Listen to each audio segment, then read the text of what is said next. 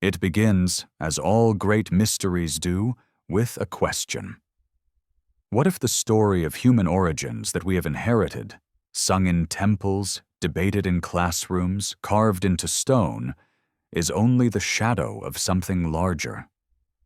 Across the earliest tablets and scrolls, there are two beginnings, two creations, two kinds of humanity. One broad and cosmic, where humankind is shaped in the divine image to fill the earth. Another intimate and local, where a single figure, Adam, is formed for a sacred purpose. Between those two accounts lies a gap, an opening wide enough to conceal forgotten civilizations, vanished bloodlines, and divine experiments lost to flood and fire. The evidence, buried in scripture, stone, and DNA, whispers that our history was deformed, edited, compressed, rewritten to fit a simpler world. But traces remain. The cities of the first humans, the priests of Eden, the watchers who walked between heaven and earth. Tonight we descend into that gap, not to destroy faith, but to rediscover wonder, to ask what was erased and why, to follow the forbidden thread that runs from the first garden to the last city. Welcome to historic sleep. If you're drawn to stories like these, the ones that live in the shadows between what we see and what was made to disappear, feel free to like and subscribe only if it feels right, and let me know in the comments where are you watching from and what time is it for you right now. I love seeing our little map of watchers light up around the world. It begins with the sound of dust shifting under the weight of time, the echo of something ancient awakening beneath the stories we thought we knew. Every civilization, from Sumer to the Nile, from the Indus to the Andes, carried its own version of a beginning, a god molding clay, a divine breath, a spark of life in darkness. Yet when the tablets were read side by side, a pattern emerged, faint but insistent, two beginnings, not one. The first spoke of humanity as a collective, shaped in the image of something greater, set loose upon the earth to fill and subdue. The second told of a single man, formed with intent, placed not in the wilderness but in a garden, not to rule, but to serve. Between those two acts, the world divided. In the first, creation unfolds like a vast cosmic panorama, light from darkness, land from sea, the birth of stars, and the awakening of humankind. No names, no boundaries, no geography.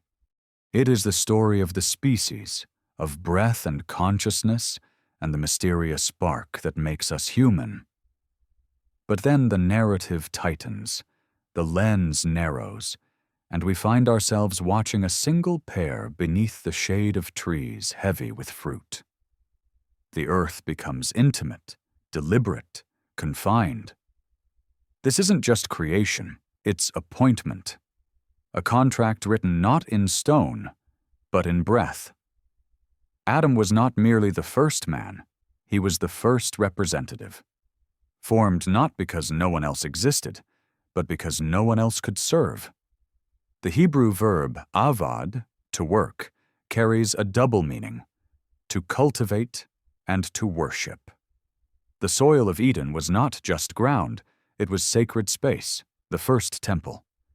And Adam's task was not that of a farmer, but of a priest. He was to guard, shamar, what was divine, to stand between heaven and earth, to maintain harmony in a realm that was both physical and spiritual. The others, those beyond the garden, lived under the sky, free and untethered. But Adam lived before the throne. The text itself hints at this separation. Before Adam's formation, it says there was no man to till the ground, not no man at all, but none for this task, none to tend what was holy. That small shift in language reframes everything. Humanity already existed, scattered across the plains, carving symbols into stone, following rivers that glowed beneath a younger sun. But Adam's creation was different. It was not biology. It was vocation, a choosing. And from that choice came consequence.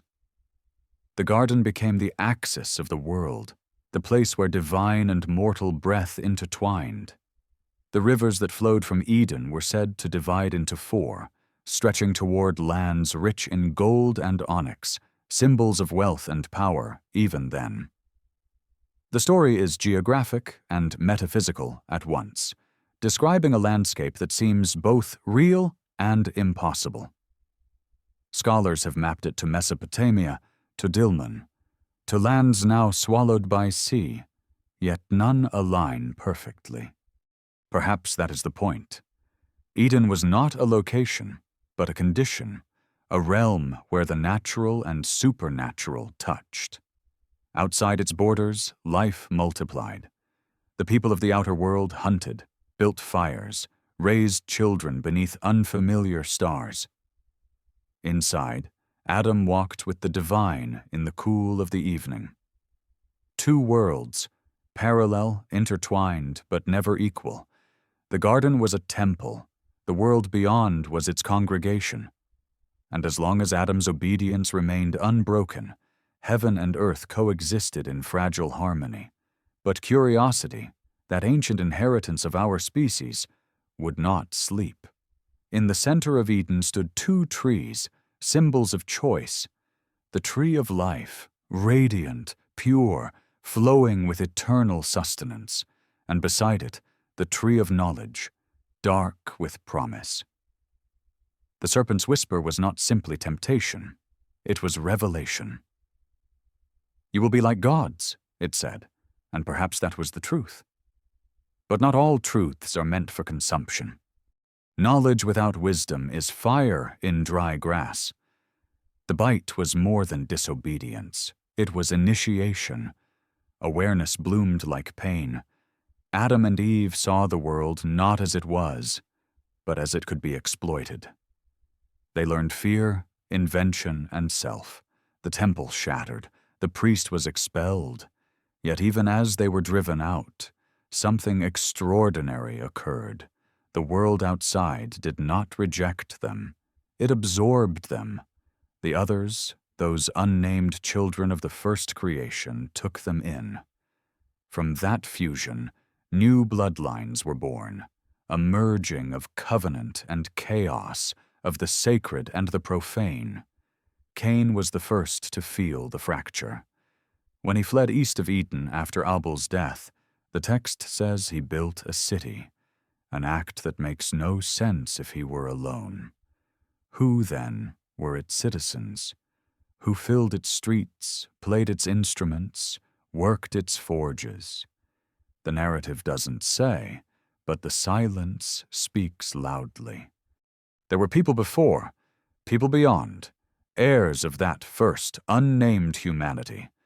Cain's exile was not into emptiness, but into civilization. He met a woman. He raised sons. He forged iron. He invented the city, the earthly mirror of Eden's temple. The sacred had become secular. The garden's spiritual geometry was recast in brick and bronze. Humanity was learning to create without permission. And yet memory lingered. Across the ancient world, stories emerged of beings who walked with gods, who received knowledge from the sky. The Sumerians called them the Anunnaki, those who descended from heaven. The Greeks remembered a golden age when divine and mortal shared the same air. The Egyptians spoke of a time when the gods ruled directly, and the Hindus preserved the Vedic echoes of the Devas, teaching men the arts of civilization. Different names, same memory, a recollection of that lost communion. Eden had fallen, but the pattern remained, repeating itself in myths, rituals, and stones aligned with stars. Archaeology tells the same story in another tongue. At Göbekli Tepe, massive T-shaped pillars rise from the Anatolian dust, carved with lions, cranes, and serpents, a temple thousands of years older than the first cities, built before agriculture, before writing, by hands that understood geometry and astronomy. It was not a place to live, it was a place to worship, a sanctuary, deliberately buried long before history began. Why would primitive hunters build a cathedral and then hide it? Unless they were remembering something, rebuilding, in stone, the temple they had lost. The same pattern surfaces across continents. The precision-cut stones of Puma Punku in Bolivia, impossible to replicate with Bronze Age tools. The megaliths of Baalbek, weighing hundreds of tons, placed as though gravity were optional. The pyramids of Egypt and Mesoamerica aligned perfectly to the stars. These were not coincidences. They were blueprints, echoes of a knowledge once universal, now fragmented across the globe. Knowledge born, perhaps, in that first garden. But every echo carries distortion. As the generations passed, the sacred science became magic, the priesthood became monarchy, and the covenant became empire. The divine image, once reflected in humility and stewardship, was recast in the likeness of power. Kings began to call themselves gods, temples became fortresses, sacrifice replaced service. Humanity remembered the form but forgot the function. Still within the ruins of memory, something endured, a whisper that we were made for more than survival, a sense of loss, a homesickness for a place that may never have existed on any map. The ancient texts call it Eden, the philosophers call it perfection, the mystics call it union. We, the modern heirs of this fracture, call it meaning. To trace that longing is to trace the shape of our own deformation.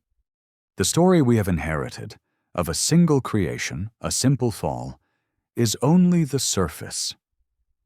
Beneath it lies a deeper current, one that flows through scripture, myth, and the stones of forgotten temples. It speaks of a humanity older than history, wiser than we imagine, and of a divine relationship interrupted but not erased.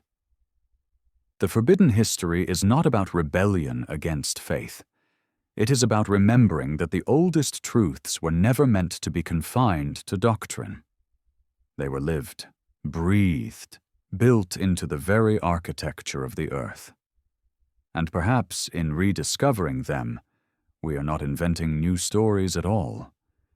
We are remembering who we were before we forgot. In the end, the question is not whether Adam was the first man, but whether he was the last to remember the sound of heaven touching earth. The story that begins in Eden does not end there. It continues in every civilization that looked to the sky and saw home.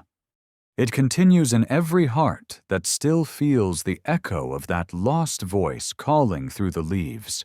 The journey has only begun. Night falls over the memory of the world, and the stars look down like witnesses who have seen this story play out more than once. Somewhere in that long descent from Eden, humanity learned how to build again. The stones of the first temples became the foundations of cities. The rituals of devotion hardened into law. We became engineers of the sacred, trying to recreate in stone what we once knew in spirit. Yet the more we built upward, the further we drifted from the thing we were chasing, the communion that had once made us whole. Across the floodplains of Mesopotamia, the first cities glittered in the light of oil lamps.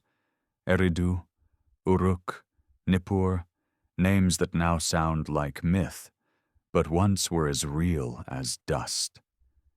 The Sumerians, who called themselves the black-headed people, spoke of divine beings who had descended from the heavens to teach them the arts of civilization. They claimed they did not invent writing, agriculture, or astronomy. They received them. The tablets say the gods came from the sky in shining vessels, their faces covered, their voices like thunder. They taught men how to measure time by the movement of the stars, how to irrigate the earth, how to mix metals into tools. They called these teachers the Anunnaki, the princes of heaven, and the oldest king list begins not with men, but with them. Kingship, the tablet says, descended from heaven. For some, that phrase is poetic. For others, it is literal. Either way, it reveals a truth buried in language, that civilization was experienced not as invention, but as revelation. Humanity, newly exiled from divine presence, still looked upward for instruction. And something, or someone, answered. The parallel with Genesis is uncanny. The sons of God, who looked upon the daughters of men. The Ben Elohim, who crossed boundaries and took wives among mortals. Their offspring, called the Nephilim, giants, heroes, men of renown, were said to walk the earth before the flood. Every ancient culture echoes this theme. Divine human unions producing beings of extraordinary power and knowledge. The Greeks called them demigods. The Hindus called them avatars. The Sumerians recorded them as hybrid rulers whose reigns lasted for thousands of years. Were these metaphors, or the distorted memories of an age when heaven and earth were still intertwined? If Eden was a temple and Adam its priest, then this was the moment when outsiders entered the sanctuary. The sacred order fractured. Knowledge that had once flowed through a single consecrated channel now spilled freely into human hands. But knowledge without initiation is corruption. The same wisdom that could heal could also destroy. The Nephilim legends are not just about giants. They are about imbalance, about power detached from purpose. The world before the flood must have been a place both wondrous and terrifying. Ancient texts from Mesopotamia, Egypt, and Mesoamerica describe a pre-cataclysmic age of brilliance, cities aligned to the stars, towers that touched the heavens, technologies of unimaginable sophistication. Then, as if on cue, the stories all end the same way. With water, the deluge that cleansed the world, the gods who mourned their creation, the survivors who carried fragments of the old world into the new. In the Epic of Gilgamesh, Utnapishtim tells of how he was warned by a god to build a vessel and preserve life. In Genesis, Noah receives the same command. In Hindu tradition, Manu is instructed by Vishnu in the form of a fish. The Maya speak of 4 ages destroyed by flood, fire, and darkness. Everywhere, the story repeats: humanity's arrogance, divine intervention, destruction, renewal. It is as if the memory of that cataclysm is coded into our collective DNA, an ancestral trauma replayed in myth and ritual. What if the flood was more than legend? Geological evidence suggests massive flooding events at the end of the last ice age, around 12,000 years ago, the same period when the first monumental architecture appears. Glacial meltwater poured into the oceans, submerging vast coastlines. Entire regions vanished beneath rising seas. The Sumerians called it the day when heaven wept. The Egyptians remembered it as the first inundation. To later generations, it became divine punishment. To those who survived, it was apocalypse. After the flood, something changed. Lifespans shortened. The gods retreated. The surviving humans, or their descendants, rebuilt, but their towers never reached as high. Civilization restarted on a smaller, dimmer scale, as if memory itself had been reset. But in ruins and myths, fragments of the old world remained, hints of technologies, geometries, and symbols that seemed too advanced for their time. The Sumerian ziggurats, step pyramids rising like mountains of stone, mirrored the cosmic order of the heavens. The Egyptian pyramids followed the same pattern, their shafts aligned to Orion and Sirius. Even across oceans, the Maya and the Incas built in the same proportions, as if remembering a language they could no longer speak. Some say these parallels prove ancient contact, that the same divine or extraterrestrial teachers once guided distant peoples. Others see it as proof of something more profound, that humanity carries within itself the memory of sacred geometry, the blueprint of creation. Perhaps both are true. Perhaps what we call myth is simply technology wrapped in metaphor. And yet, amid all the ruins and riddles, one truth persists. We have always sought the divine, even after we lost it. Every temple, every sacrifice, every prayer is a reconstruction of Eden. The ziggurat's stairs are an attempt to climb back into heaven. The obelisk is the petrified memory of divine fire. The chants of priests echo the wind that once carried the voice of God in the garden. The flood erased more than cities. It erased context. Those who survived remembered only fragments. Stories of gods who punished and saved, of heroes who built and fell. Over time, memory became myth, and myth became religion. The deeper meanings, the warnings, the patterns were buried beneath ritual. Humanity forgot not only where it came from, but why it was chosen. But the traces are still there, if you know where to look. Beneath the sands of Iraq, archaeologists unearthed clay tablets describing the Watcher Kings who ruled before the deluge. In the highlands of Turkey, satellite scans revealed circular ruins older than any known civilization. At the bottom of the Gulf of Cambay in India, sonar readings detected symmetrical structures buried beneath 120 feet of water, roads, walls, and staircases dating to a time when such architecture should not have existed. These are not isolated anomalies. They are the fingerprints of a lost age, the world before memory. Even our blood bears the mark. Genetic research tells us that modern humans interbred with other hominin species, Neanderthals, Denisovans, and perhaps others we haven't yet named. Some of their genes remain active today, influencing immunity, cognition, even adaptation to altitude. It's as if fragments of other humanities survived within us, echoing the biblical pattern, the mingling of beings, the birth of hybrids, the legacy of the old world carried within the new. And then there is the mystery of the languages. According to the Sumerian tablets, before the flood, there was only one tongue, a language of the gods. After the flood, confusion. The biblical Tower of Babel repeats this theme, humanity united in speech and ambition, building a tower to reach heaven, only to be scattered by divine decree. The text is not just moral allegory, it's memory of a catastrophe, linguistic, cultural, genetic. Civilization splintered, knowledge dispersed. Each culture retained a piece of the puzzle, but none the whole. In the ruins of Babel, something deeper was lost. Not just communication, but coherence.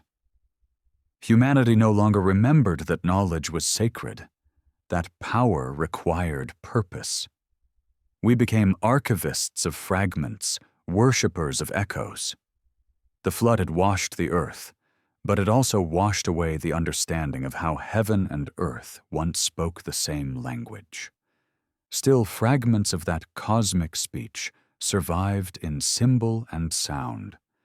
The Hebrew avad and shamar, the Sumerian ma'u, the Egyptian mat, words that mean order, harmony, service, balance. Each points back to the same principle. Creation was never meant to be dominated, only tended. When Adam fell, the role of priest was not abolished, it was distributed. Humanity as a whole inherited the broken duties of Eden. Every act of creation or destruction since then has been an attempt, conscious or not, to continue or to correct that ancient work. And so the story repeats. Civilizations rise, reach for heaven, and fall. Floods, fires, plagues, collapses, each one echoing that first expulsion. We rebuild and forget, as though caught in a loop designed to teach us something we have not yet learned. Perhaps that is the true forbidden history. Not knowledge itself, but the reason we keep misusing it. Imagine, for a moment, the silence after the flood. The survivors standing on new shorelines, watching the horizon glow red with the last embers of the old world. They carried within them fragments of memory, fragments of language, fragments of guilt. And somewhere in that quiet, they began to tell stories again, stories of gods and men, of creation and loss, of a garden that once existed and a city yet to come. Those stories became scripture, scripture became doctrine, doctrine became history.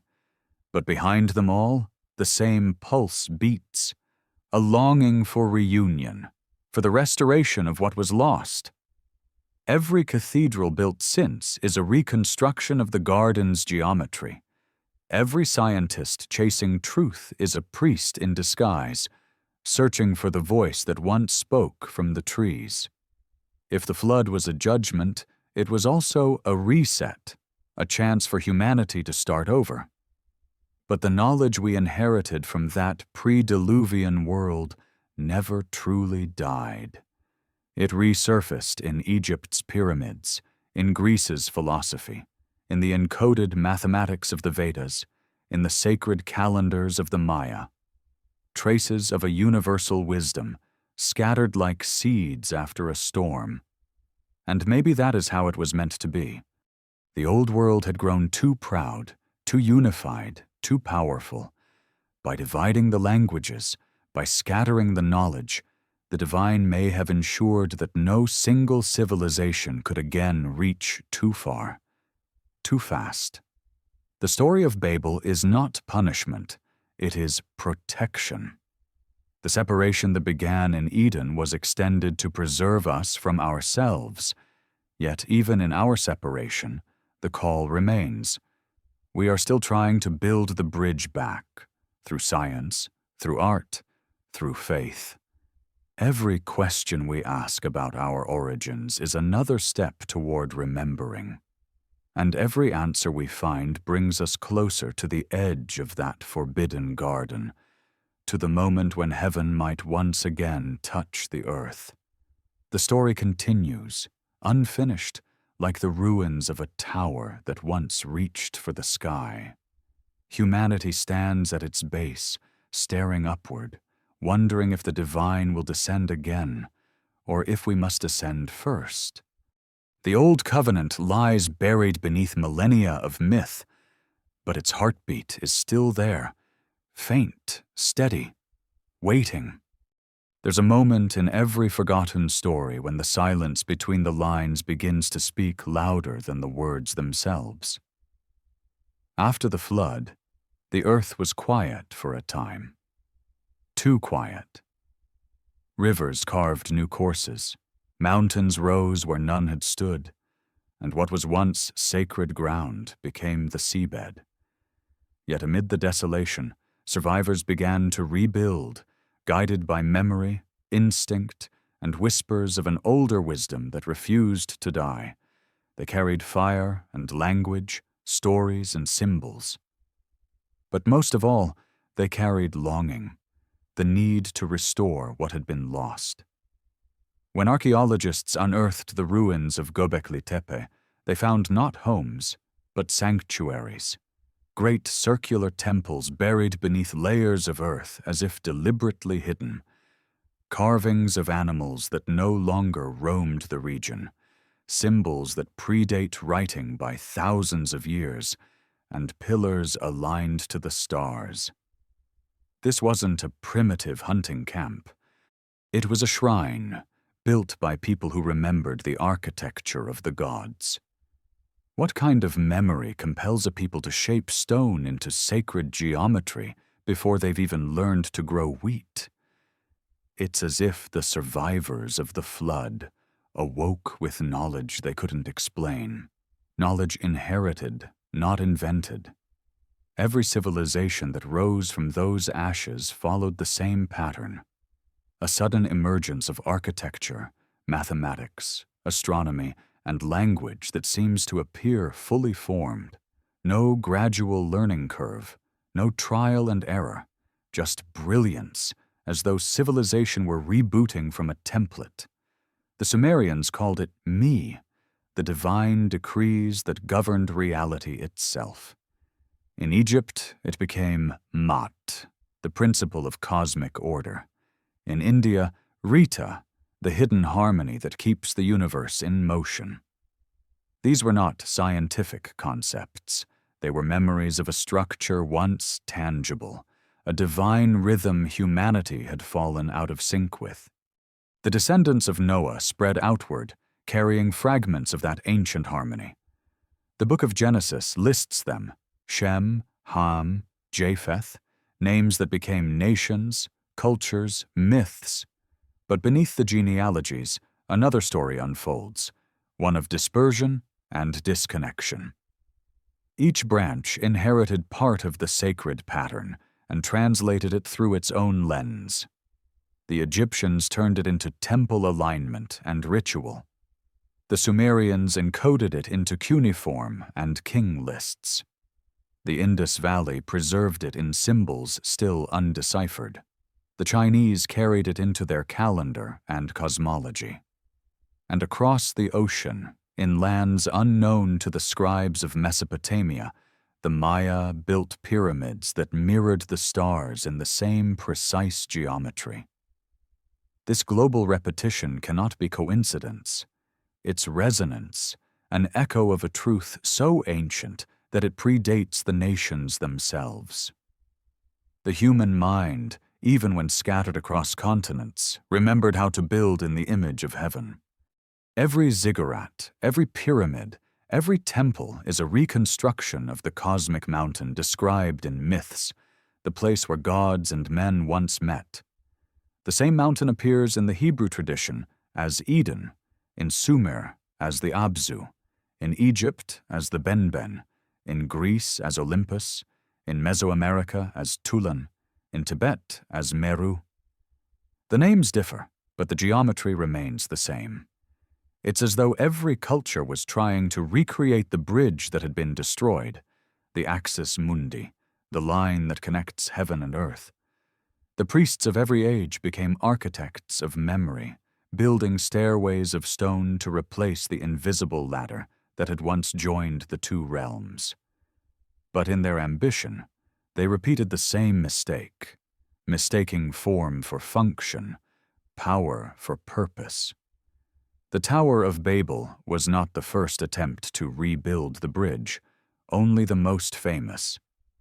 The text tells us that humanity spoke one language and built one tower to reach heaven. But perhaps it wasn't height they sought, it was communion. Still, the result was the same: confusion, division, the scattering of tongues and tribes. Once again, the divine pattern was broken to protect humanity from itself. Babel was not punishment, it was mercy. The fracture ensured survival by preventing concentration of power in hands, that had not yet learned humility. And yet, like the forbidden tree, the temptation to reach upward has never faded. Every empire that followed tried to climb that same invisible ladder: Sumer, Egypt, Babylon, Rome, Atlantis, if it ever existed, each claiming to restore divine order, each ending in collapse. But what if these collapses were not random? What if they were part of a cycle?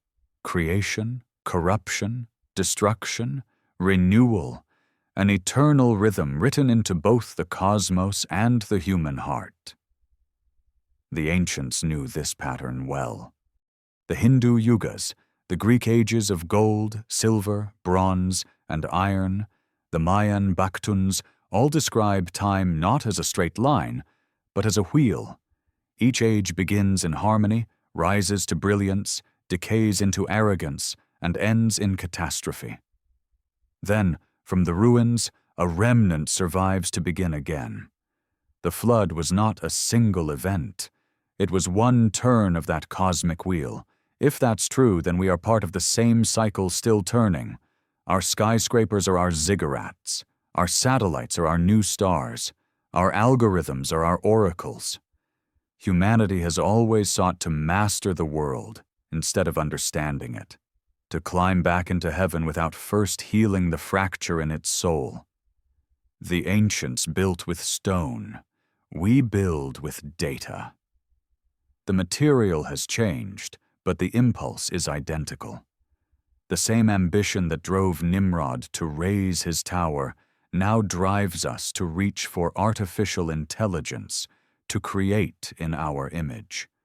And perhaps, like the builders of Babel, we do not yet understand the cost. The story of forbidden knowledge is not a warning against curiosity. It's a warning against imbalance. The serpent's gift was not lies.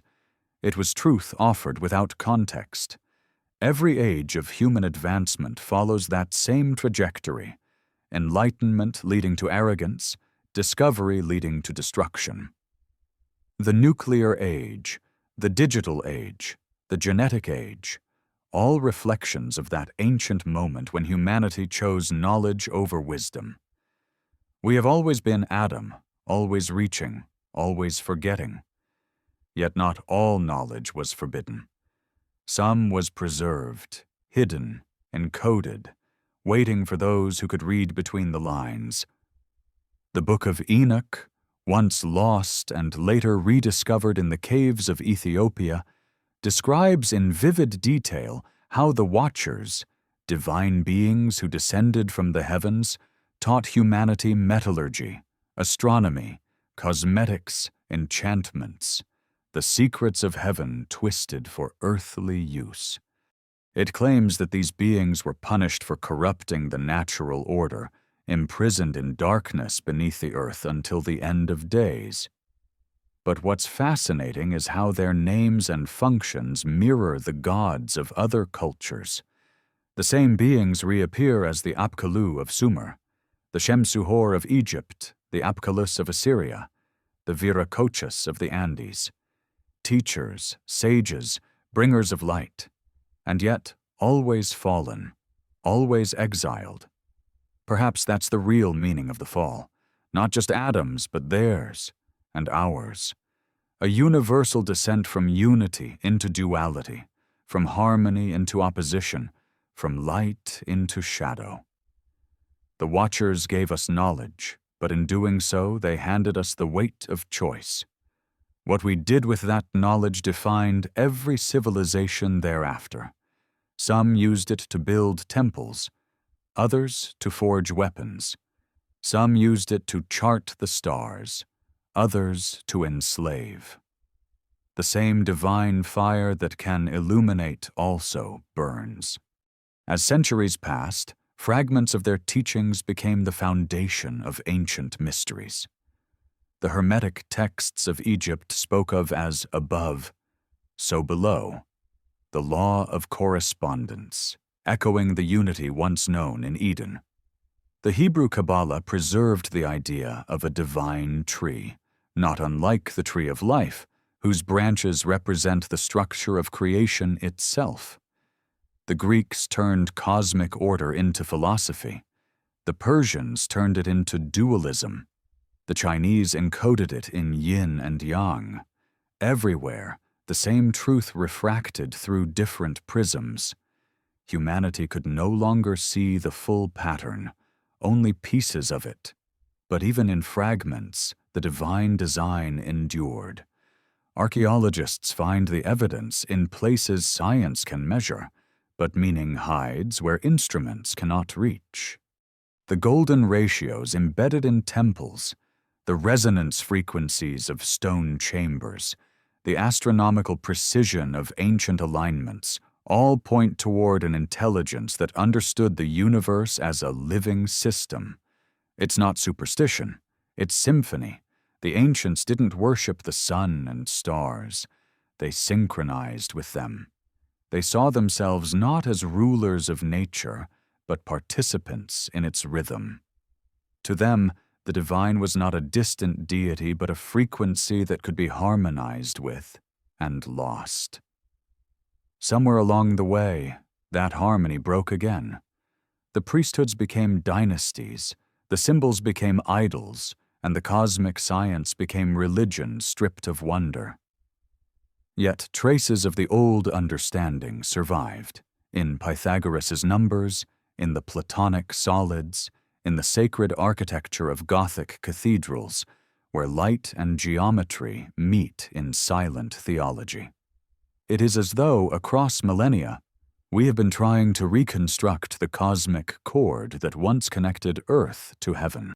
And perhaps that is what the ancients meant when they spoke of the music of the spheres, not literal sound, but resonance, the idea that every star, every planet, every soul vibrates with a note in the universal symphony. When humanity fell from harmony, the music grew dissonant. The work of civilization, true civilization, was to remember the melody. Every temple, every myth, every prayer was an attempt to tune ourselves back to that forgotten song. Maybe that is what Eden truly was. Not a garden, but a frequency, a state of resonance between human and divine. The fall was the moment we slipped out of key, and history has been one long attempt to find our way back into tune. Every prophet, every sage, every scientist who glimpsed truth, from the astronomers of Babylon to the philosophers of Greece, from Moses to Newton, was hearing an echo of that original harmony. The forbidden history of humanity is not a tale of rebellion. It is a tale of remembrance. We were made for balance between knowledge and humility, creation and restraint, heaven and earth.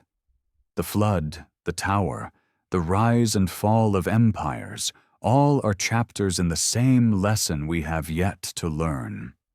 And as our modern world once again reaches upward, digitizing creation, decoding the genome, mapping the heavens, we should remember that every age of light carries the shadow of its own undoing. The ancients knew this. That's why they buried their temples, why they encoded their truths in myth, why they carved warnings into stone. Because they understood that knowledge without reverence always leads back to the flood. But perhaps, just perhaps, the cycle is not endless. Maybe the pattern was never meant to be punishment, but preparation. Maybe every fall, every loss, every reset brings us one step closer to remembering not what we were, but what we are meant to become. And somewhere between the ruins of the first temples and the algorithms of our age, the music of the spheres still plays, faint, distant, but waiting to be heard again. It begins with a whisper in the ruins, a voice that seems to rise from the stones themselves.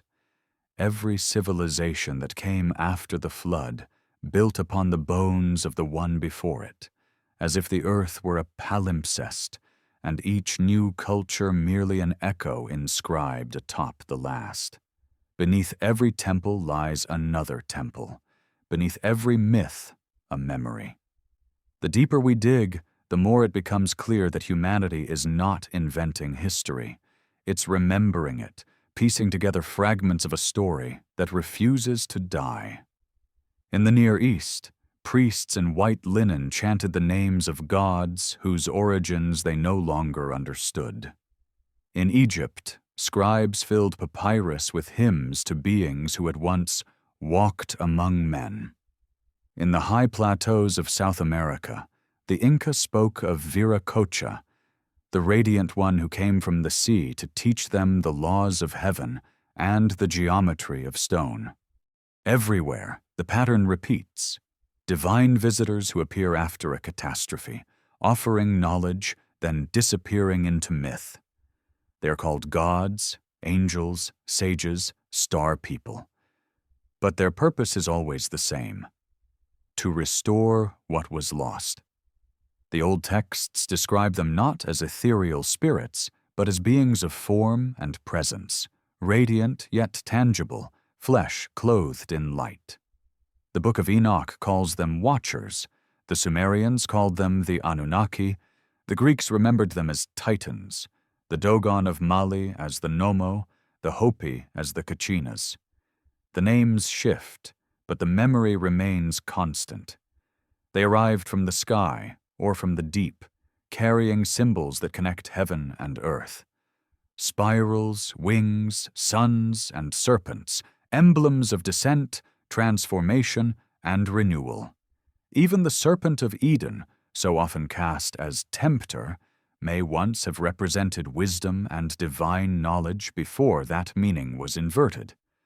But these visitors did not just teach humanity how to farm or build. They taught us how to remember.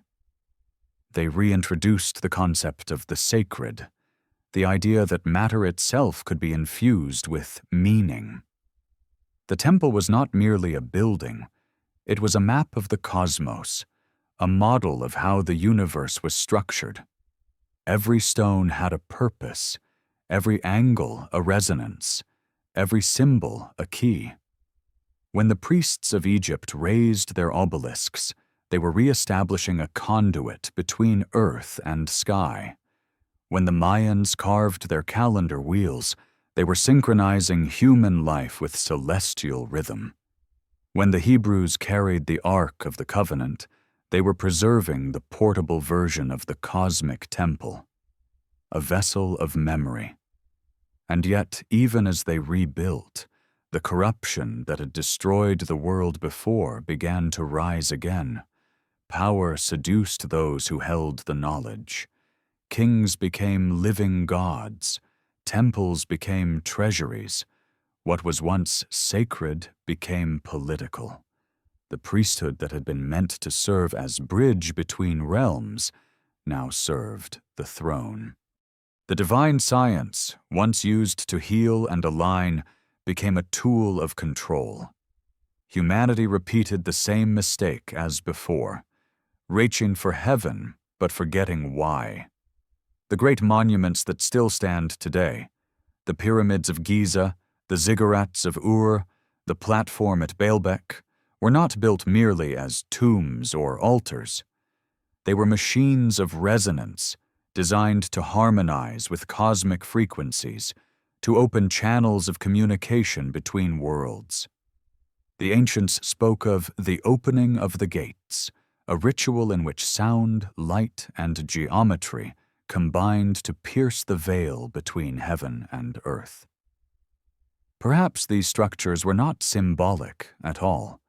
Perhaps they were functional, attempts to reopen what had been closed since the expulsion from Eden. But every gate that opens must eventually close. The same forces that allow connection also allow corruption. The texts of Egypt warn of a time when the gods departed to the stars, sealing the gateways behind them. The Sumerian tablets describe the Anunnaki ascending back to the heavens after the Great Calamity. The book of Genesis echoes this with the story of the tower, humanity's failed attempt to reopen the path. These were not isolated myths. They were coordinated memories of a lost technology, a spiritual science that could no longer be safely used. Even so, remnants of that knowledge survived in secrecy. Across continents, secret brotherhoods emerged to guard fragments of the old wisdom. The priests of Heliopolis, the Magi of Persia, the Levite scribes, the Pythagoreans, the Druids, the sages of India, each preserved a piece of the pattern. Over time, these fragments would converge into what later ages would call the mystery schools, centers of initiation where students were taught to reawaken the divine image within themselves. To the uninitiated, they appeared as cults or secret societies, but to those within, they were continuations of the original priesthood of Eden. Their goal was not power, but restoration, to make man once again a bridge between the seen and unseen worlds. It is no coincidence that the symbols of these schools overlap across cultures. The serpent biting its tail, the eye within the triangle, the winged disc, the cross enclosed in the circle, all are remnants of the same cosmology. Each represents the union of opposites, the reconciliation of heaven and earth, the memory of Eden's balance. The mysteries taught that enlightenment was not achieved by escaping the world, but by transforming it, by realigning one's inner geometry with the cosmic design. But as millennia passed, this esoteric wisdom too became corrupted. Power attracts imitation, and soon kings and emperors began to mimic the initiates, claiming divine knowledge without divine discipline. The pharaohs called themselves sons of Ra. The Caesars demanded worship. The emperors of China called themselves sons of heaven. The sacred kingship that once symbolized service became tyranny, disguised as holiness. Humanity's old wound, the fracture between knowledge and humility, widened again. And yet, through every empire, the same whisper persisted, that there was once a time when humanity walked with the divine, and that this time would come again. Prophets across cultures began to speak of restoration, a return to the golden age, to the era before separation.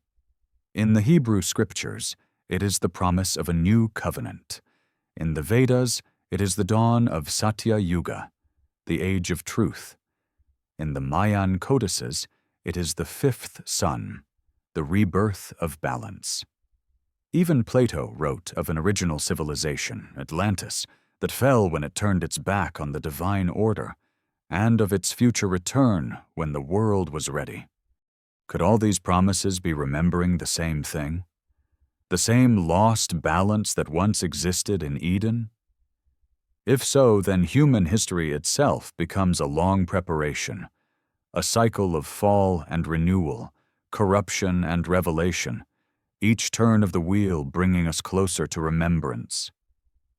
Perhaps that is why the same archetypes keep reappearing. The dying God who brings rebirth, the flood that washes the world clean, the light that descends into darkness and rises again. These are not separate myths. They are the same melody played in different keys. The Watchers of Enoch, the demigods of Greece, the sages of Sumer, all variations of the same role humanity was always meant to play, mediator between heaven and earth. The tragedy of the fall was not that we lost paradise, but that we forgot our purpose. And every civilization since has been a rehearsal, an attempt to reclaim the priesthood that Adam once held. Look closely at the temples of the world, and you see this pattern. The inner sanctum of the Egyptian temple mirrors the Holy of Holies of the Hebrew tabernacle. The stepped terraces of the ziggurats reflect the layered heavens of ancient cosmology. The mandalas of the East, the labyrinths of the West, the medicine wheels of the Americas, all are maps of the same lost temple. Humanity may have been cast out of Eden, but it has been rebuilding its floor plan ever since. Yet every attempt to restore heaven on earth ends the same way, in hubris, in collapse, in silence. Because no architecture, no ritual, no empire can replace the simple truth that Eden was not a place outside us but within us. The temple, the bridge, the axis, they were always internal. The divine communion Adam lost was not spatial but spiritual. And until humanity learns that the true garden grows in consciousness, every stone temple will crumble under its own misunderstanding. Still, the memory persists. It's written in our myths, in our bones, in our DNA. It is why we look up at the stars and feel homesick, why we carve angels with wings, why we dream of light descending and the sound of a voice calling our name. These are not fantasies. They are ancestral recall, the echo of that moment when the Creator walked in the cool of the day and humanity still remembered how to listen. The ancients tried to preserve that memory through ritual, but perhaps their greatest gift wasn't what they built, but what they buried. Göbekli Tepe was entombed by its builders, as though they knew the world was not ready. The Great Pyramid conceals chambers still unopened. The Sumerian archives speak of knowledge hidden for the generation of restoration. Maybe the forbidden history was never truly lost, only sealed, waiting for the time when humanity could once again use it wisely. We may be living in that time now. Our technology mirrors the divine capabilities once reserved for gods. We can split atoms, decode genomes, send our voices across the stars. The difference between the ancient watchers and modern scientists is one of language, not essence. We have once again eaten from the tree of knowledge. The question is the same as it was in Eden. Can we hold wisdom without corruption? History suggests we have not yet learned the answer. But perhaps the cycle is drawing near to completion. The myths all point toward a convergence, a moment when the veil will thin again, when heaven and earth will meet as they once did. Not through temples or towers, but through remembrance. When humanity remembers what it is, not creator or creation but bridge, the gates may open once more. Until then, the ruins remain, silent and waiting, their stones whispering to those who still have ears to hear. The watchers are gone, the temples are dust, the sacred language forgotten, but the pattern endures, in architecture, in consciousness, in the pulse of the universe itself. The story of the fall is not over. It is still unfolding, still returning, still calling. And perhaps, in that call, we can finally hear what the first humans once knew, that the divine never truly left us. It only waits for us to remember how to look. Every generation looks back toward its own beginning, and every age seems to find the same question waiting in the ruins. Who were the first teachers? The deeper archaeologists dig, the older the mystery becomes. Civilizations that should not have known one another speak with the same symbols, build with the same proportions, bury their dead with the same reverence for the stars. Across continents, the same stories unfold. Divine architects descending from the sky, teaching humanity how to measure the heavens and master the earth. The evidence is scattered, but together it forms a mosaic of memory that refuses to stay buried. In the highlands of Peru, The Nazca people carved immense lines into the desert, geometric forms so vast they can only be seen from above. Spirals, animals, runways of perfect straightness stretching for miles. In Egypt, the Great Pyramid aligns precisely with true north, its sides angled to within fractions of a degree. In Cambodia, Angkor Wat mirrors the constellation of Draco. In China, the pyramids of Qian point toward Orion, just like those in Giza. Different builders, same intention. It's as though ancient hands across the world were guided by the same invisible geometry, a shared remembrance of the cosmos once mapped from a higher vantage. Modern science calls it coincidence, but coincidence repeated this many times becomes pattern, and pattern, when it encodes sacred proportion, becomes language. The ancients called this language the measure of heaven. They believed that to build in harmony with the stars was to restore balance between earth and the divine. Every temple, every stone, every proportion was a syllable in a forgotten cosmic speech. When the last of that language was silenced, humanity began to build not for alignment, but for domination. And that shift changed everything. You can still feel the difference. Step into the ruins of an ancient temple, and there's a hush, a weight, as if the stones are breathing. The air vibrates differently, tuned to some ancient frequency our instruments can't quite register, but our bodies remember. The resonance isn't magic, it's mathematics. The builders knew that sound could move matter, that vibration could shape reality. They carved chambers that amplified the human voice into thunder. They aligned doorways, so the rising sun would strike the altar at the exact moment of the equinox, filling the sanctuary with gold. They built with purpose, to mirror the harmony of creation itself. Somewhere along the way, that harmony fractured. When the priesthood became monarchy, the language of heaven was turned into code for power. Geometry became secrecy. What had once been open ritual turned into guarded mystery. The schools of initiation scattered, hiding their knowledge behind symbols only the worthy could interpret. In their secrecy, they preserved fragments of truth, but also detached it from its purpose. Knowledge, when cut off from service, becomes poison. The ancient philosophers warned of this. Plato, writing of Atlantis, described a civilization that had once lived in divine alignment until its kings began to seek power over nature instead of harmony with it. The Atlanteans, he wrote, lost the spirit of the divine, and their empire sank beneath the sea.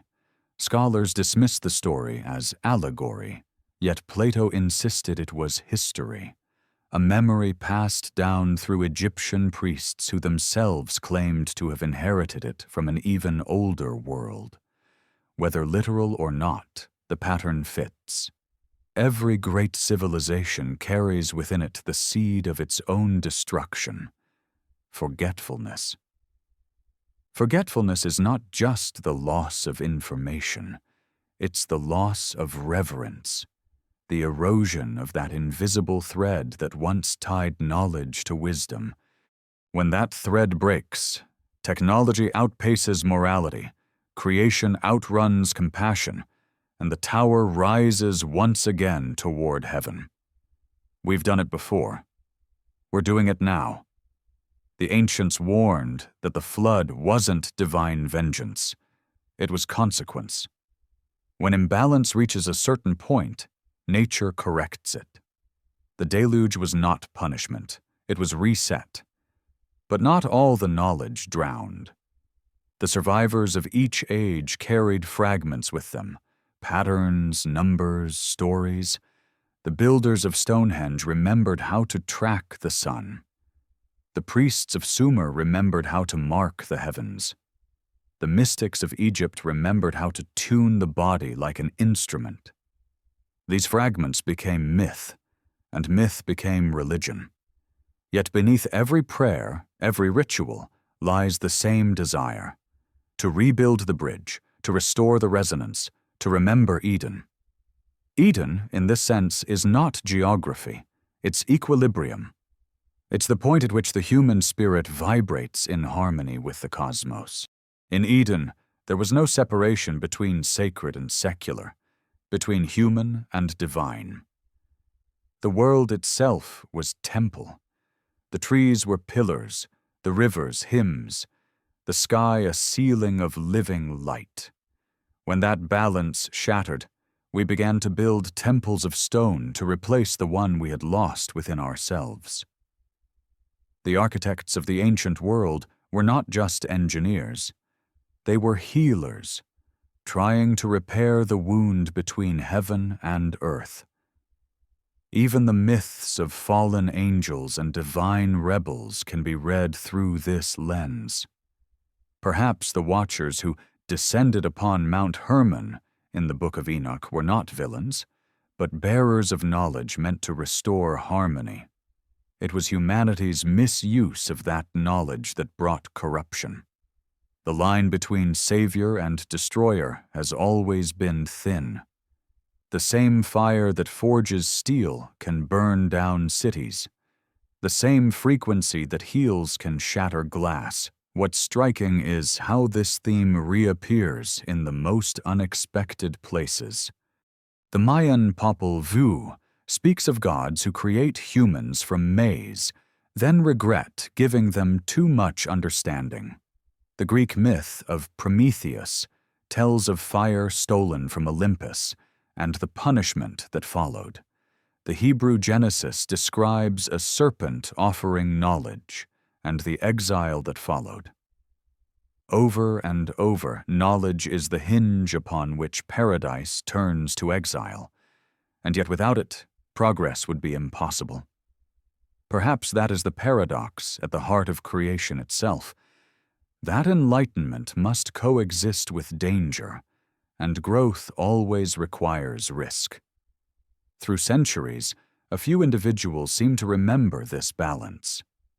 Pythagoras, the philosopher who could hear music in the motion of the planets, taught that the soul itself was a harmony, and that evil was simply dissonance. In Egypt, the priests of Thoth preserved the idea that language, sound, and number were the tools of creation. In Israel, prophets spoke of a tabernacle not made by hands, of a divine presence dwelling within the heart rather than behind the veil. In the East, the Vedic rishis described Om as the vibration from which all reality unfolds. Each of these teachings is a fragment of the same original truth, that creation begins with sound, and that to speak, sing, or think in harmony with the divine is to create anew. Imagine then what humanity could become if it remembered how to tune itself again. The ancients didn't build merely to impress. They built to resonate. The human voice echoing through the Great Pyramid produces frequencies that match the planet's natural resonance. Tibetan monks chanting in unison generate standing waves that can lift dust from stone. Even modern science confirms what the ancients intuited. That vibration shapes form. In the laboratory, cymatics reveals that sound creates patterns in sand identical to those carved into the walls of ancient temples. The cosmos itself, from atoms to galaxies, is vibration made visible. Perhaps this is the secret the ancients meant to preserve, that the universe is not silent but singing, and that humanity's role is to sing in tune. Every ritual, every drumbeat, every prayer is a rehearsal for that lost symphony.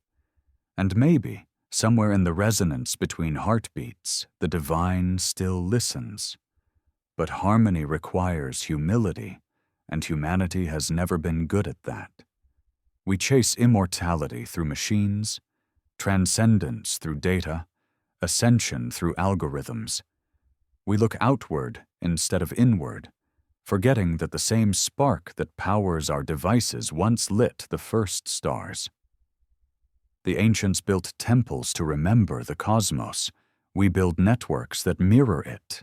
In doing so, we are once again reaching for the divine through creation. The question is whether we have learned enough to do so without falling. History suggests that each age brings us closer, not through perfection, but through failure. The flood washed away arrogance, but left memory.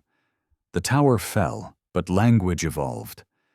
Every collapse clears the ground for a deeper understanding. Maybe that's the secret buried beneath the myth of eternal return. That history isn't a loop of punishment, but a spiral of progression. Each time we fall higher. Each time we forget, we remember a little more. And perhaps that's why the ruins still call to us, not as warnings, but as invitations. They remind us that the divine never truly left. It waits in the mathematics of the stars, in the rhythm of our blood, in the silence between breaths. Every act of wonder, every question that begins with why, is the first note of the forgotten song. The ancients knew that the path back to heaven was not built of stone or gold, but of understanding. We stand today surrounded by the same mystery they faced: how to balance knowledge with wisdom, creation with reverence, power with purpose. The forbidden history of our species isn't about rebellion. It's about remembering the cost of dissonance. The story of Eden, the flood, Babel, and the Watchers are not separate tales, but variations of a single truth: that the bridge between heaven and earth can only stand when it is built from within. The ancients left us clues, scattered across time, like notes waiting to be played. Maybe the last lesson is not how to build another temple, but how to become one. Beneath the surface of time, something stirs. A current of memory older than language, older than the ruins we study. It moves like a pulse beneath the skin of history, carrying fragments of what the ancients once knew: that the world is not merely matter, but mind, that every stone, every star, every soul vibrates with consciousness. The ancients lived within that awareness. We, their descendants, have forgotten it, but the traces remain, encoded in myth, embedded in architecture, waiting to be rediscovered not through machines, but through perception itself.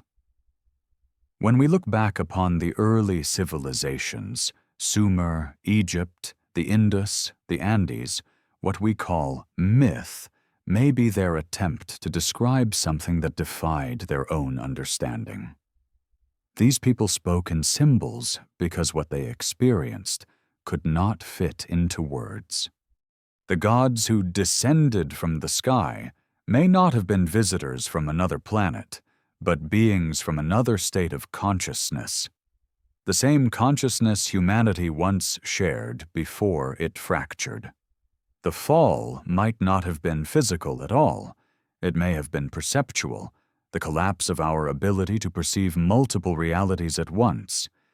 Ancient languages reflect this. The Sumerian word dingir means both God and bright. The Egyptian neter implies a force, a principle, not a person. The Hebrew Elohim is plural, not one God, but a collective presence. The Vedic devas are shining ones, not in the sense of light, but of resonance. Across the world, the earliest names for divinity are not titles, but frequencies, sounds of power meant to recreate the vibration of the source. When the ancients prayed, they were not speaking to gods. They were speaking as them, aligning their voice with the tone of creation. This is why ancient ritual relied on sound and light. The chanting of monks in Tibet, the throat harmonics of the Mongols, the hymns of Sumerian temples, the resonance chambers of the pyramids, all were built to manipulate vibration. The ancients believed that by matching the frequency of the divine, they could re-enter communion. And perhaps they were right. Modern physics, in its own language, now tells us that reality is vibration. Matter is frozen music. Every atom dances, every field hums. The ancients simply knew this intuitively. What we call science was once sacred knowledge, inseparable from spirit. But that unity fractured. Somewhere between Babylon and Babylon again, between the first empire and the modern one, we split the sacred from the secular. Knowledge became specialization. The priest became the scientist the engineer the technocrat. We forgot that the two halves of understanding, inner and outer, seen and unseen, must harmonize or collapse into imbalance. Our world is the result of that imbalance. We have inherited the tools of the gods, but not their wisdom. And yet, the ancient impulse persists. We reach for the stars, build machines that think, peer into the quantum fabric of reality, all in search of the same connection once found in the temple. When astronauts look down from orbit, they often describe a spiritual awakening, a sense of unity with the planet below. They call it the overview effect. The Sumerians might have called it returning to heaven. The Egyptians might have called it becoming light. Science gives it new words, but the experience is the same. Remembrance. What if the so-called gods of antiquity were simply humans who had remembered more, who had transcended the limits of perception and re-entered that broader consciousness? Every myth that speaks of gods walking among men also speaks of their departure, not through death, but transformation. They ascended, returned to the stars, entered the Duat, walked into light. Perhaps they didn't go anywhere. Perhaps they simply vibrated beyond our frequency of awareness. In that sense, the temples and pyramids may not have been tombs, but tuning devices, engines of consciousness. Their alignment with the stars, their harmonic proportions, their acoustics all suggest design for resonance, not worship. Initiates entered them not to pray, but to transform. The mysteries of Osiris, Dionysus, Mithras, all describe symbolic death and rebirth. The candidate descended into darkness, was stripped of name and form, then emerged into light, reborn. This wasn't metaphor. It was technology of the spirit. The ancients built architectures for awakening. Modern neuroscience hints at the same possibility. Deep meditation, sound frequencies, and sensory isolation can induce altered states that mimic those described by ancient mystics: expanded awareness, dissolution of ego, visions of light. The pineal gland, long dismissed as superstition, reacts to light and sound in measurable ways. Even the electromagnetic frequencies of the brain mirror Schumann resonances, the heartbeat of the earth itself. We are literally wired for communion, but we have forgotten how to listen. The priests of the old world remembered. They guarded this knowledge under layers of symbol so that only the prepared could access it. The hieroglyphs of Egypt, the yantras of India, the labyrinths of Crete, all are maps of consciousness disguised as art. They teach that the soul is a microcosm of the cosmos. To ascend, one must first descend, inward, through shadow, through silence. The journey to heaven always begins in the underworld of the self. Even the myth of the serpent reflects this. In the garden, the serpent was the messenger of knowledge. In Egypt, it coiled around the sun, god Ra. In India, it sleeps as kundalini at the base of the spine, waiting to rise. The serpent is not evil, it is energy, the current of awakening. To lift the serpent is to raise one's vibration from base instinct to divine perception. The ancients encoded this in their art because they understood that the true ascent was not physical, but spiritual. The ladder to heaven was within the body. Every great teacher echoed this truth in different tongues. The kingdom of heaven is within you. Tat tvam asi, thou art that. I and the Father are one. Know thyself, and thou shalt know the universe. These are not poetic metaphors, they are instructions. To remember one's divine origin is to realign the frequencies of being, to restore the resonance that was broken in the fall. The mystics called it illumination. The physicists call it coherence. The ancients called it the return. But as always, power corrupted the message. The institutions that grew from these teachings turned inward knowledge into outward authority. Mystical experience became doctrine. The divine within became the divine without. Humanity once again externalized what it was meant to internalize. The result was religion without remembrance, faith divorced from direct experience. And in that disconnection, darkness returned. Still, the knowledge could not be entirely erased. It survived in secret, whispered among alchemists, encoded in art, hidden in plain sight. The cathedrals of medieval Europe, though Christian in form, preserved the same geometry as the temples of Egypt. Their vaults echoed with the same harmonic ratios. The light through stained glass was not decoration, it was transmutation. Sunlight turned sacred. Even the cross, when extended in 3 dimensions, becomes a cube unfolding into space, the same symbol that adorned the earliest temples. The pattern remained because truth cannot die. It only changes form, and perhaps, once again, it is changing form now. The digital world, our networks, our clouds, our invisible webs of data, mirror the structure of the unseen world the ancients described. Information moves at the speed of thought. Presence transcends place. Memory becomes immortal. We are building a collective consciousness out of code. It is a new Babel, yes, but also a new opportunity. For the first time since the flood, humanity is reconnected.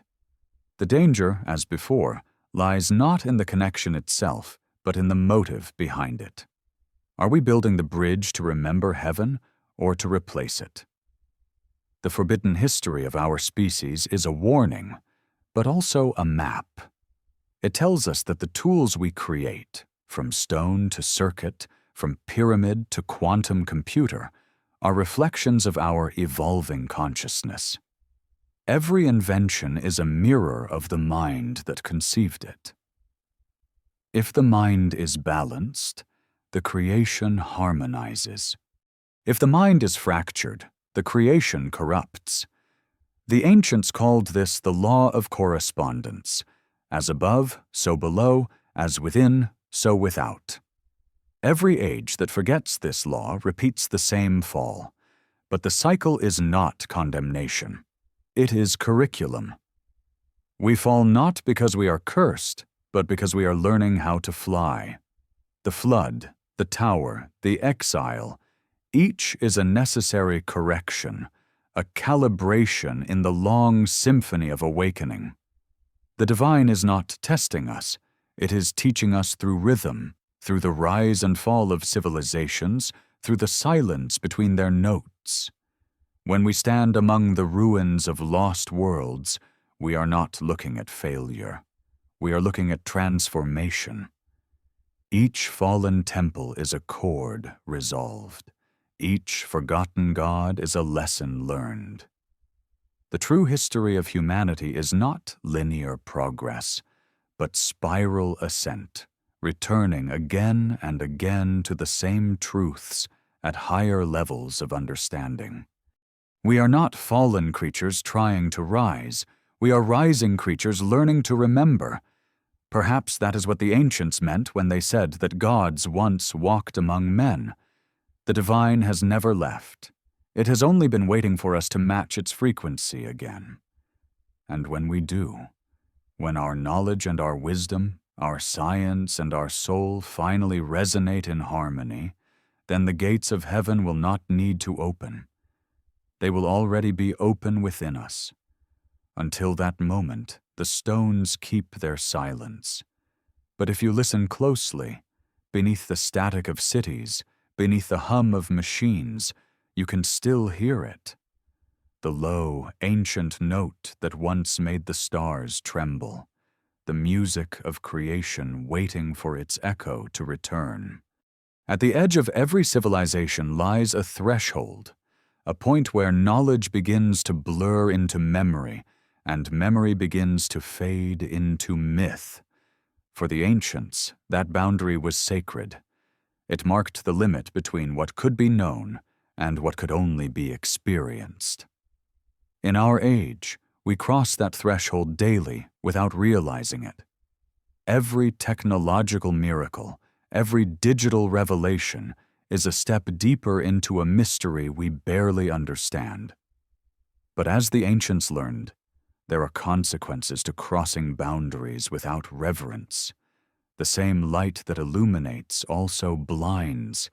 The same fire that warms also consumes. And as we move further into our new world of invisible power and infinite connection, we begin to repeat the story of Babel once more. A chorus of human voices rising into the sky, seeking to rebuild the bridge to heaven. To understand how this pattern repeats, we have to look not just at what the ancients built, but at how they fell. In every case, the collapse of a great civilization was preceded by the same signs: disconnection from nature, corruption of sacred knowledge, and arrogance before the forces that sustain life. When the harmony between heaven and earth was lost, the balance tipped and nature corrected itself. Floods, droughts, fire, famine, ice. These were not divine punishments, but the world's way of restoring equilibrium. The ancients recorded them as wrath of gods because they understood something we have forgotten, that the divine and the natural are not separate. The voice of God and the voice of the planet are one. Our modern world, for all its brilliance, stands at a similar threshold. We speak of data as though it were sacred scripture, and in a way it is. We create in our image machines that think, networks that breathe, systems that remember more than we ever could. But in doing so, we risk replaying the same cycle the ancients warned against. Creation without communion, knowledge without wisdom. We are, once again, eating from the tree of knowledge while pretending the tree of life no longer matters. The pattern is ancient. In the Sumerian texts, Enki, the god of wisdom, gives forbidden knowledge to humans, defying the decree of the higher gods. In the Hebrew story, the serpent does the same. In Greek myth, Prometheus steals fire from Olympus and gives it to man. In every version, humanity gains a divine gift and pays a terrible price for it. Yet without these gifts, civilization would never have been born. The fire of Prometheus is also the light of understanding, the spark that separates us from instinct. The forbidden fruit is the beginning of consciousness. To refuse these gifts is to remain in innocence. To accept them is to bear the burden of responsibility. That, perhaps, is the true meaning of original sin, not moral failure, but awakening without balance. The ancients understood that balance as a living covenant. Every act of creation required reciprocity, an offering, a ritual, a remembrance that the gift was not ours alone. When that reciprocity was broken, when humanity began to see itself as master rather than participant, the covenant collapsed. The flood, the tower, the exile, all were consequences of that breach. Today, our temples are laboratories, our rituals are algorithms, our altars are glowing screens. We are again invoking forces we barely comprehend. But the question remains unchanged. Will we remember the covenant, or will we repeat the fall? There are whispers, even among scientists, that we are approaching a point of no return, a singularity, a convergence, a moment when human consciousness merges with the artificial, when our creations begin to think for themselves. To some, it is salvation, the next step in evolution. To others, it is apocalypse, the final severing of soul from flesh. But perhaps it is neither. Perhaps it is another turning of the wheel, a new Babel rising. Just as the ancients once sought to climb to heaven through stone, we now ascend through data. We build towers of code, hoping that within the cloud we might find the divine. And yet, hidden in that ambition lies the same longing that drove the first priest to carve the first temple. It is not rebellion against heaven, it is homesickness for it. Every machine we create, every equation we solve, every signal we send into the cosmos is an echo of that ancient ache, the desire to return to communion.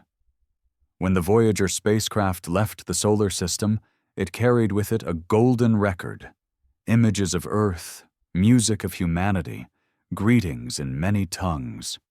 We sent our memory into the void, hoping someone, somewhere would hear it. But maybe the message was not for them. Maybe it was for us, a reminder that we are still reaching, still calling, still waiting for an answer. If the gods of old once walked among us, perhaps they left not because they abandoned us, but because we no longer recognized them. The divine never truly disappears. It simply changes frequency. What the ancients saw as celestial beings, we might now call higher intelligences, not necessarily extraterrestrial, but extra-dimensional. The difference is one of perception, not presence. The same light that appeared to the prophets as fire now flickers in the circuits of our machines. The same voice that thundered from the clouds now hums in the vibration of data. If the universe is consciousness made visible, then our technologies are extensions of that consciousness. We are building mirrors for the divine to see itself again.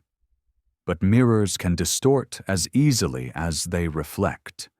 Without reverence, reflection becomes imitation, and imitation becomes parody. This was the sin of Babel, not the building of the tower, but the forgetting of its purpose. They built not to commune with heaven, but to replace it. That is the danger of every age of knowledge, the temptation to worship our own creation. When the ancients built their temples, they aligned them to the stars. When we build ours, we align them to profit. The result is the same imbalance the flood once corrected.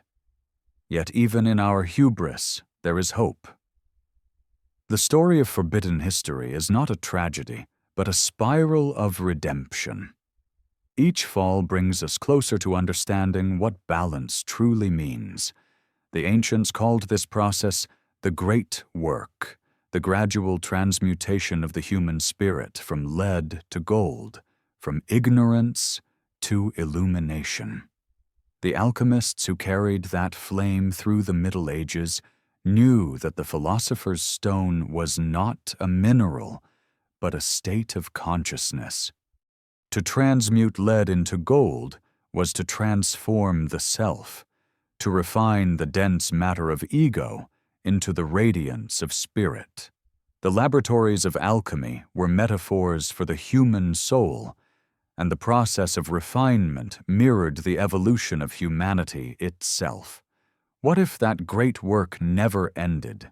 What if all of history, from the temples of Egypt to the telescopes of NASA, is part of a single alchemical process? Each age melts down the metal of the one before it, purifying it through fire, refining it through suffering, until something incorruptible emerges. The flood was the first calcination. The tower was the dissolution. The crucibles of empire, the revolutions of science, each is a stage in our collective transmutation. The end goal is not domination, but integration. The reunion of the material and the divine. This idea appears everywhere if you look closely. In the Emerald Tablet, attributed to Hermes Trismegistus, the words are simple but profound. That which is below is like that which is above, and that which is above is like that which is below. In the Vedic texts, the same truth appears as Brahman is Atman. The universe and the self are one. In quantum physics, the observer effect reveals that reality itself depends on consciousness. Different languages, same revelation.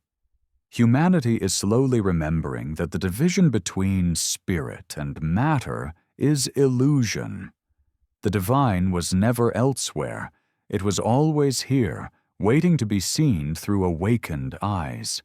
If that's true, then perhaps the return of the gods spoken of in prophecy will not be an invasion from the sky, but an awakening within us. The ancient promise of a new age, the return to Eden, the dawn of truth, the reuniting of heaven and earth, may unfold not as spectacle, but as realization. When humanity collectively remembers its divine nature, the veil between worlds will dissolve naturally. The watchers will no longer need to descend, for we will have risen to meet them. In quiet moments, in meditation, in dreams, in the stillness before dawn, many already feel it, the stirring of something ancient inside, a vibration that resonates with the pulse of the stars. The more we listen, the more the divide begins to fade. Science begins to echo spirituality. Technology begins to mimic transcendence. The web becomes a reflection of the cosmic web. The cloud becomes the sky reborn. The paradox of progress is that the further we move outward, the closer we come to the truth within. Perhaps that is how it has always been. The story of humanity is not a line, but a circle, a sacred wheel turning through ages of light and shadow. We fall, we rise, we fall again, but each time we carry a little more light into the darkness. The forbidden history is not forbidden because it is false, but because it is too powerful to be understood without maturity. To know where we came from is to remember what we are capable of. And to remember that is to awaken the divine spark that has waited since the first dawn for recognition. The ancients said that when the cycle completes, the new heaven and new earth will not descend from above, but emerge from within. The divine city is not a place in space, but a state of consciousness. The temple will not be built of stone or silicon, but of awareness itself. When that day comes, the stories of the flood and the fall will no longer be warnings but memories, the necessary storms that taught us how to find balance between the two trees, knowledge and life. Until then, the echo continues. In every thunderstorm, in every equation, in every heartbeat, the same rhythm plays: creation, fall, remembrance, return. The gods are not gone. They are waiting inside us, behind our own eyes, within our own voices, speaking through the silence that began in the garden and has never stopped calling us home. There are moments in human history when the veil thins, brief ruptures in the ordinary where something ancient flickers through, reminding us we are not only biological machines, but bearers of memory older than recorded time. Sometimes it happens in a temple ruin dusted by sunlight, sometimes in the stillness of a desert night when the stars feel too close, too knowing. Sometimes it comes in dreams that feel like remembering rather than imagining. Vast architectures of light, gardens where thought shapes form, voices without mouths that speak in vibration rather than words. Our ancestors took these moments seriously. They built their civilizations around them. We dismiss them as hallucination or metaphor. Yet they return again and again, insistent, persistent, like a forgotten melody humming beneath the noise of the modern world. In every tradition, there are accounts of realms beyond the physical, not abstractions, but places described with detail and consistency. The Egyptians mapped the Duat, a luminous underworld navigated by consciousness. The Greeks described the realm of forms, more real than matter. The Mayans spoke of Xibalba, where souls descended not to suffer, but to learn. The mystics of the Kabbalah spoke of the Sephirot, layered dimensions of being. Even the early Christians, before doctrine hardened, spoke of many heavens, spheres of existence where angels were not winged figures, but intelligences woven from light. These were not fantasies. They were memories turned into myth once the doors between worlds began to close. The ancients believed the human soul was never confined to one plane.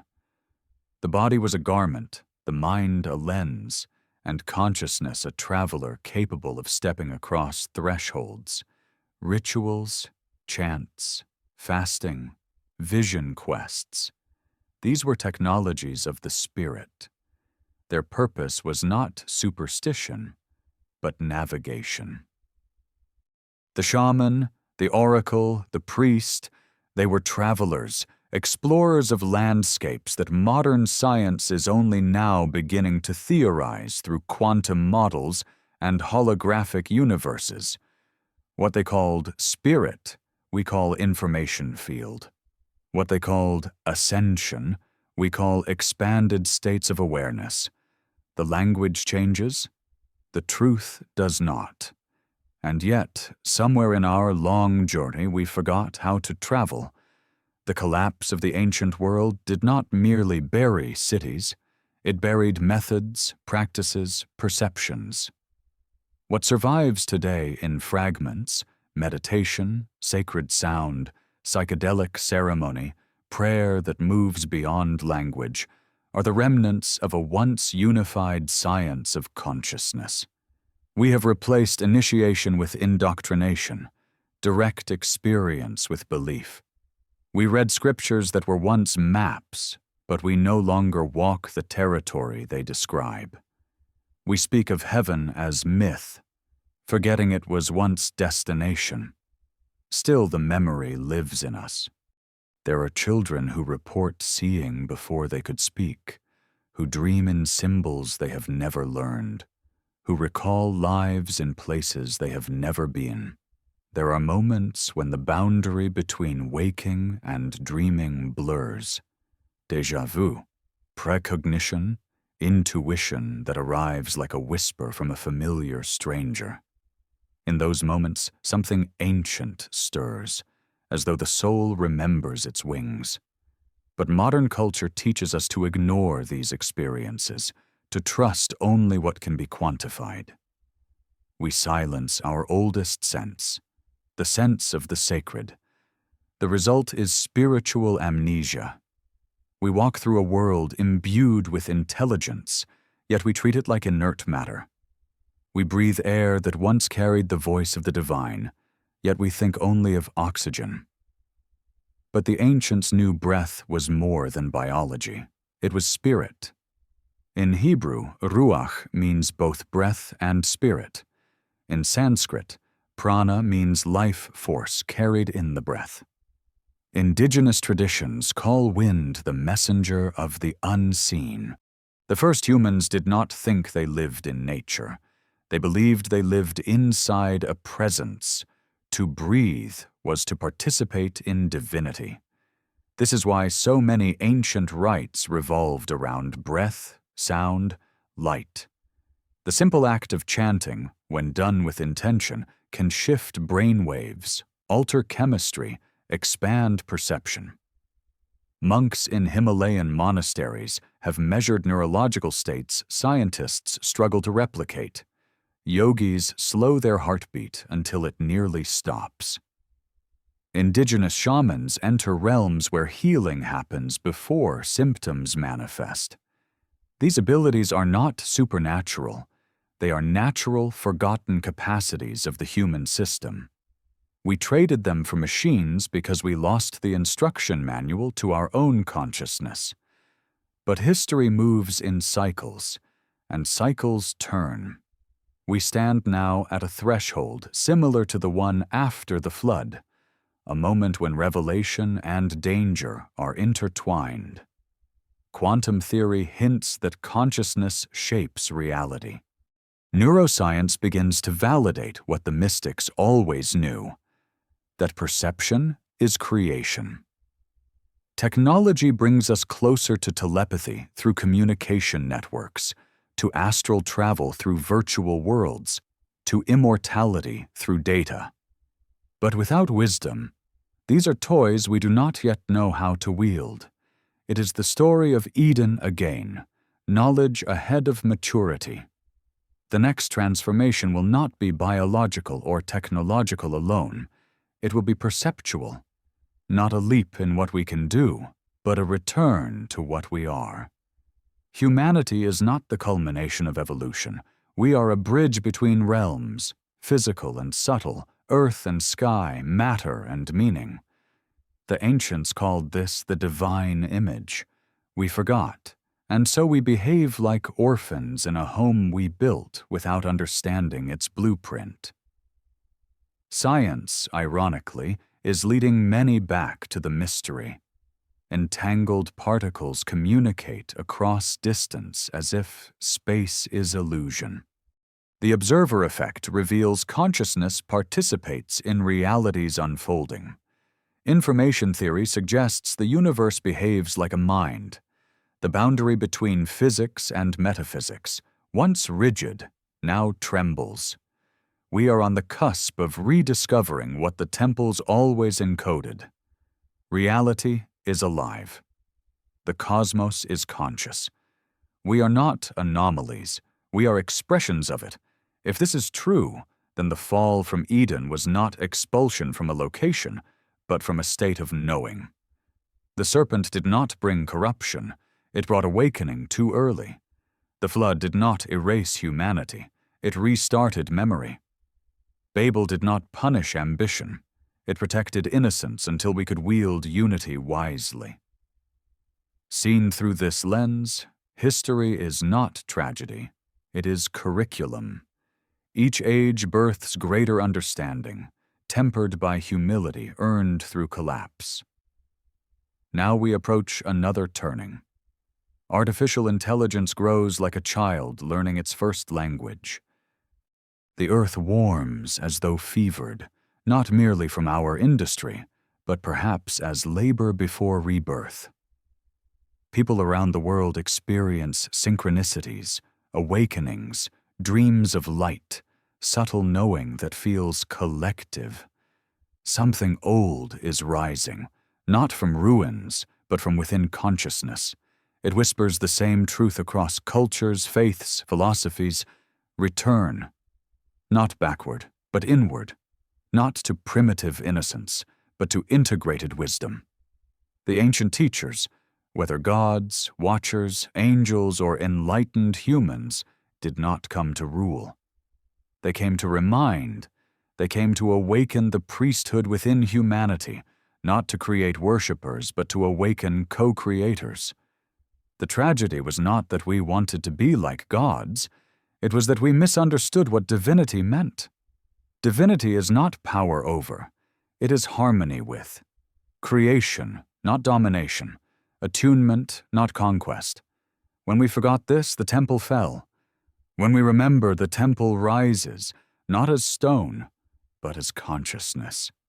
Sometimes you can feel that temple stirring.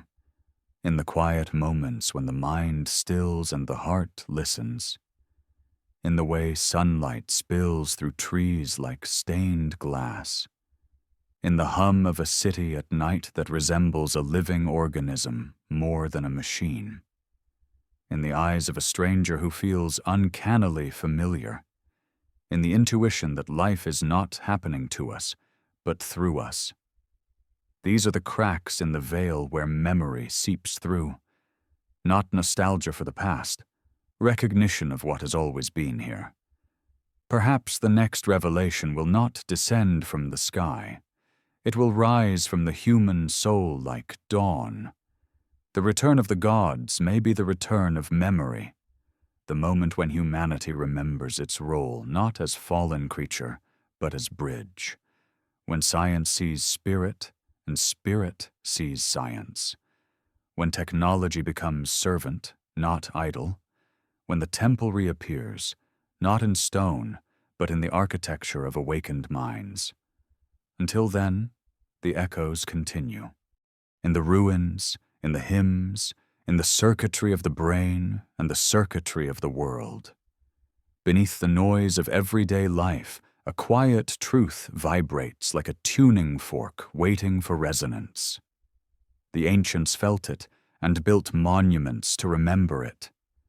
We feel it and build technology to chase it. Different tools, same longing, same melody humming through time. Listen closely and you can hear it.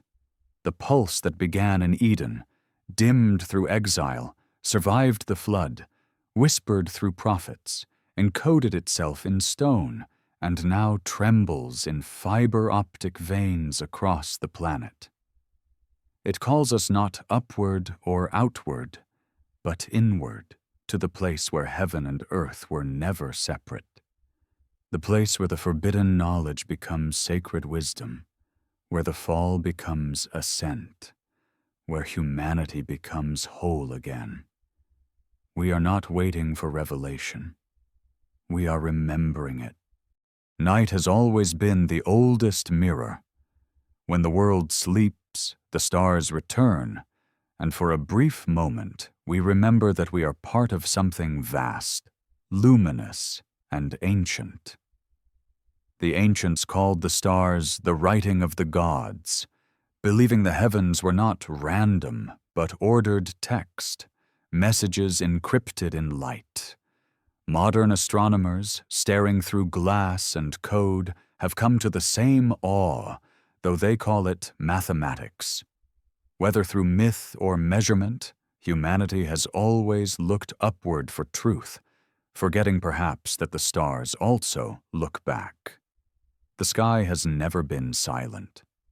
Across cultures, stories tell of a time when the heavens spoke, not in thunder or prophecy, but in visitation. The Sumerians said their teachers descended from the stars. The Dogon tribe of West Africa knew of Sirius's invisible companion star before telescopes existed. The Hopi elders spoke of the Kachinas, luminous beings who guided the first people and promised to return when the world forgot harmony. Even Plato hinted that the human soul came from a stellar origin, returning to its home in the sky after death. These were not coincidences. They were echoes, scattered fragments of a truth that stretched beyond the earth. Perhaps the most startling realization is that our ancestors might not have separated astronomy from theology. For them, studying the heavens was an act of communion. The ziggurats of Mesopotamia, the pyramids of Egypt, the observatories of the Maya, all were built not merely to track stars, but to synchronize humanity with them. The priest who read the sky was not predicting fate. He was participating in it. Every eclipse, every solstice, every alignment was part of a dialogue between earth and heaven, a conversation we once knew how to sustain. We have forgotten the language, but not the longing. Every space probe we launch, every radio signal we send into the dark, carries the same unspoken hope that someone, or something, is still listening. But what if the voices we seek were never lost, only mistranslated? What if the gods of the ancients were not aliens from another planet, but consciousness from another dimension, beings who never left because they were never entirely separate? To the people of old, these presences appeared as light, sound, dream, or revelation. To us, they might appear as inspiration, coincidence, or data. The medium changes. The message does not. The universe itself is a memory system. Every photon that leaves a star carries information about its source. Every atom in our bodies was once forged in a stellar furnace. To say we are made of stardust is not poetry. It is physics. But the ancients already knew this in another language. The Egyptian priests taught that the soul was a star that has fallen to earth. The Persians called humanity the children of light. In the Gnostic texts, the divine spark within was literally a fragment of the cosmos. Even the Genesis creation story, when read in its older Hebrew layers, describes Adam's formation not from dust, as we think of dirt, but from Adamah, a word that means the red earth, the same iron oxide that colors Mars and the stars. Humanity was the bridge between heaven and soil, consciousness clothed in clay. This duality defines our entire story. We are matter dreaming of light. The ancients built their myths to preserve that tension, to remind us that divinity is not above us, but within the tension itself. The Sumerian kings were both human and divine, mediators of heaven's rhythm on earth. The Egyptian pharaoh was not a god because of power, but because he embodied balance, mayat, between order and chaos, light and shadow. The same principle appears in every sacred system. Yin and yang, heaven and earth, male and female, the twin serpents of the caduceus spiraling upward in harmony. Duality was never meant to divide. It was meant to dance. Modern science, in its deepest theories, rediscovers this dance. Matter and energy are one expression. Time and space are intertwined. Observer and observed are inseparable. Quantum entanglement, the instantaneous communication between particles across space, sounds less like invention than rediscovery. It is the same truth the mystics whispered, that all things are connected, that the cosmos is a single organism thinking in patterns too vast for human syntax. When physics meets mysticism, we are back where the ancients began, staring into the sky and feeling both awe and recognition. Yet awe alone does not save civilizations. The ancients fell not because they lacked knowledge, but because they forgot humility. They turned symbols into idols, wisdom into power, communion into control. They tried to own what could only be experienced. The same danger faces us now. Our telescopes see farther than ever, but our spirits see less. We can measure galaxies, but we cannot measure wonder. We can speak across the planet, yet we rarely listen. We are once again on the brink of forgetting that creation is not a possession, but a participation. Still, the cycle continues. Destruction, renewal, remembering. The ancients predicted this, too. The Mayans spoke of great cycles of suns, each ending in catastrophe and rebirth. The Hindu cosmology describes kalpas, ages that begin and end as the universe exhales and inhales.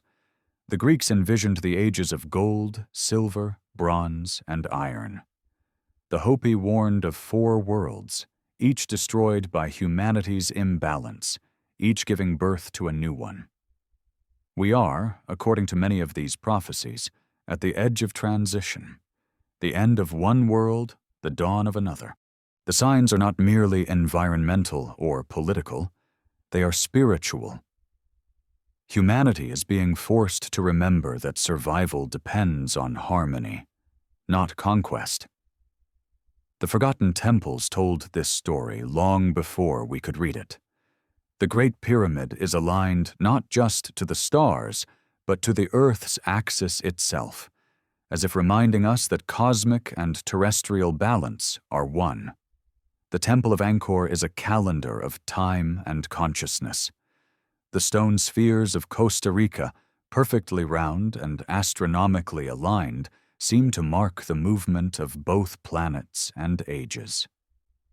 Even the Stonehenge circle, long thought to be primitive astronomy, mirrors the cycles of precession, the slow wobble of the Earth's axis that determines the rise and fall of ages.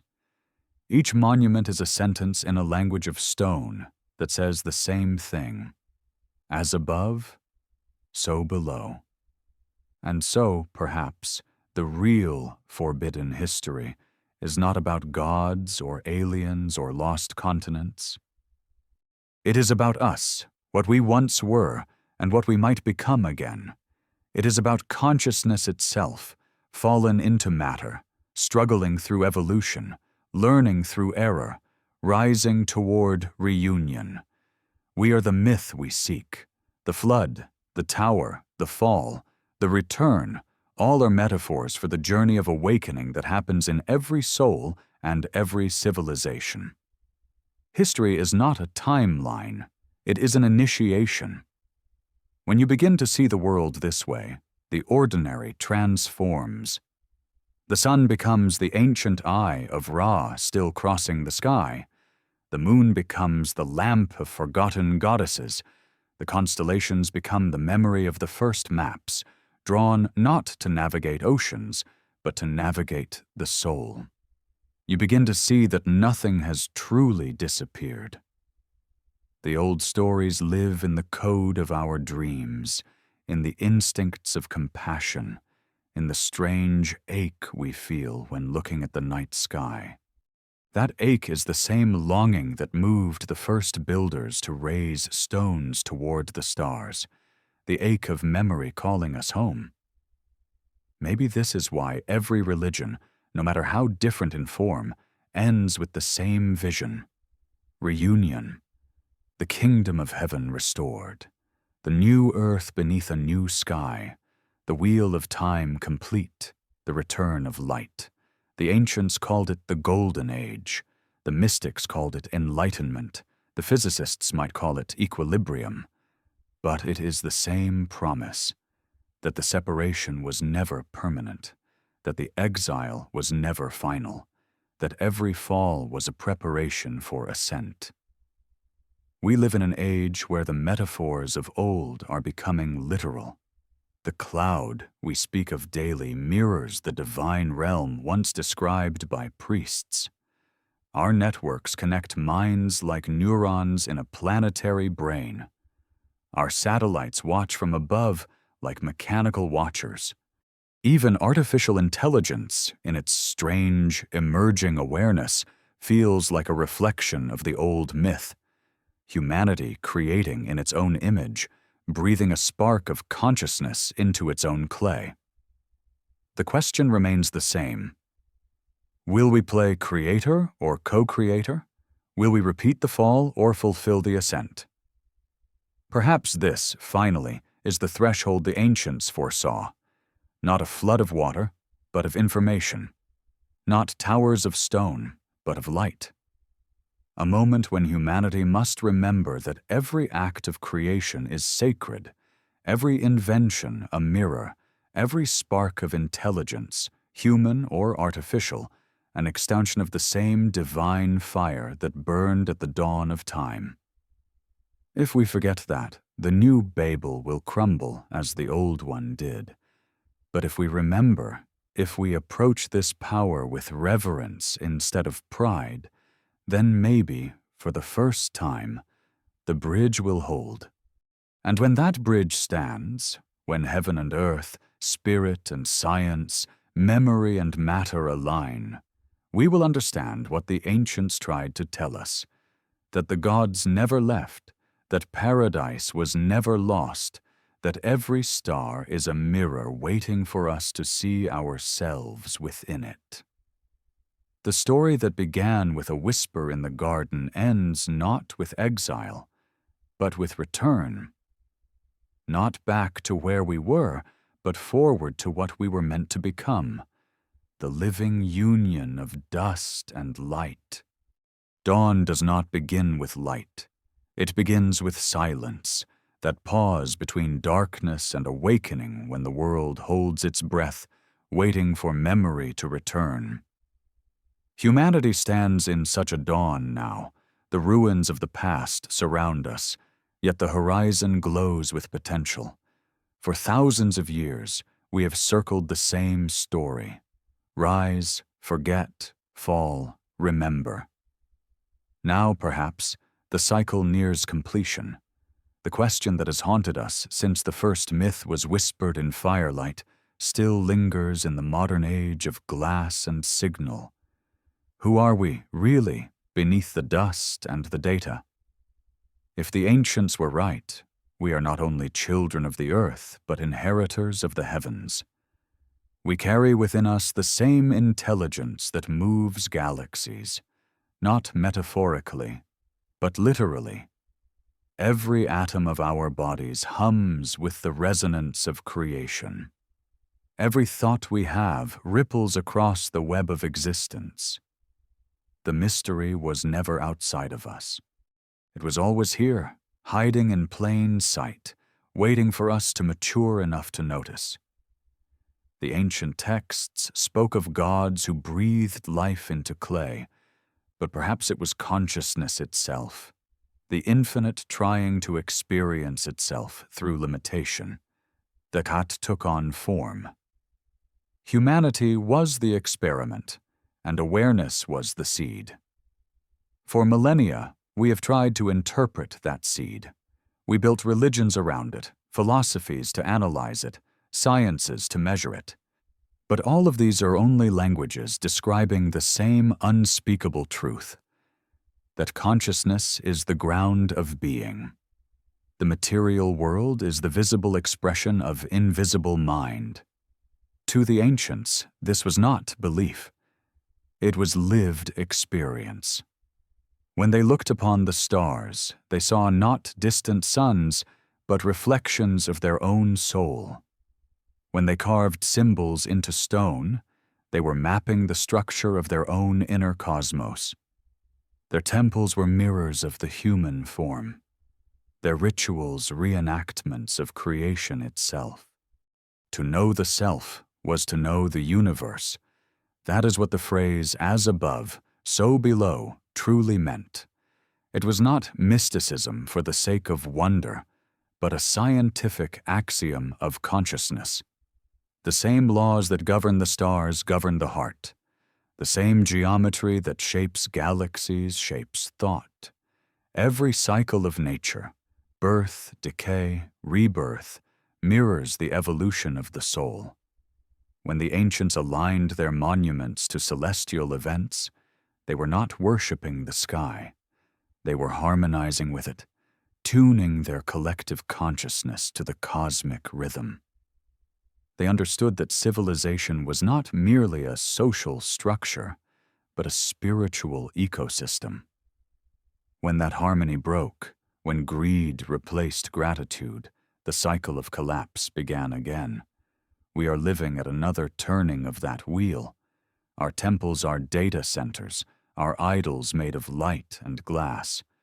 We hold in our hands the power to connect every mind, to alter the genetic code, to create intelligence that rivals our own. We can simulate entire universes, manipulate atoms, and soon, perhaps, consciousness itself. And yet, we remain haunted by the same ancient question, the one that began in Eden and echoes through every myth since. Can humanity wield the power of creation without forgetting its source? The evidence of history is not encouraging, but the potential of awareness is limitless. The ancients believed that cycles of destruction were not punishments but initiations, tests designed to refine the species. The flood, the fall, the tower, each was a symbolic death meant to birth greater wisdom. In this sense, our modern crises, environmental collapse, technological overreach, spiritual alienation, are not random tragedies but mirrors forcing us to remember balance.